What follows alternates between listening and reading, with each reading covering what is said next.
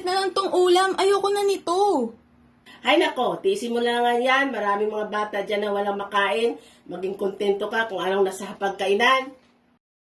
Isang katagang palagi nating naririnig sa ating mga magulang na kailan may akala natin ay panakot lamang, ngunit isang issue na sadyang dapat tutukan ng karamihan. Ang Pilipinas, isang bansang kilala sa kagandahan ng kalikasan at ng kultura nito. Ngunit sa likod ng mga ngiti at masayang musika, may isang mapait na katotohanan na nagkukubli.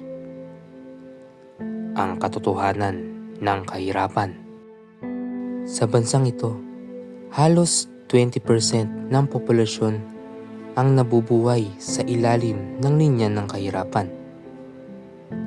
Ibig sabihin, hindi nila kayang matugunan ang kanilang pangunahing pangangailangan tulad ng pagkain, tirahan at edukasyon. Ang kahirapan ay isa sa mga balakid na kinakaharap ng mga Pilipino. Ito ay isa rin sa mga problema na hindi matapos-tapos at hindi rin mabigyan ng solusyon. Isa sa sanhi ng kahirapan ay ang pagkakaroon ng mababang antas ng edukasyon. Bukod sa sanhing ito, ang pamamalakad ng ating gobyerno ay isa rin sa mga sanhi ng kahirapan sa ating bansa. Sa madaling salita, ang kakulangan ng paggalaw ng gobyerno upang matulungan ang mga Pilipino na makaahon sa kahirapan ay isa rin sa rason kung bakit hanggang ngayon hindi pa rin nabibigyang solusyon ang problemang ito.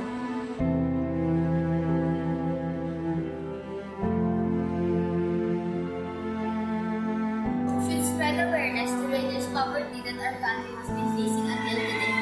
Bilang mga estudyante at isang mamayan ng ating bansa, gamitin natin ang ating mga boses bilang pangunahing instrumento sa pagsugpo ng kahirapan. Suportahan natin ang mga programa na nagtataguyod ng kalidad na edukasyon at pagbibigay scholarship upang mapag-aral ang karamihan.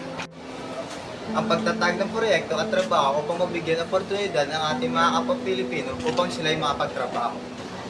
Maaaring sa maliit na hakbang ay may malaking epekto na ito upang sugpuin ang kahirapang ating nararanasan at huwag nating kalimutan.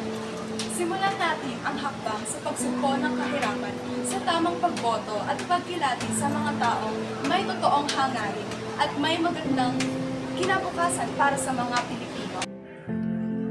Filipinos are not poor, only their mindset and how their environment works are, resulting in poor decision-making skills and lack of knowledge when it comes to financial management. Also, the corrupt officials that has a high position in government. It's time for a change. It's time to wake up, to voice out, and to end poverty.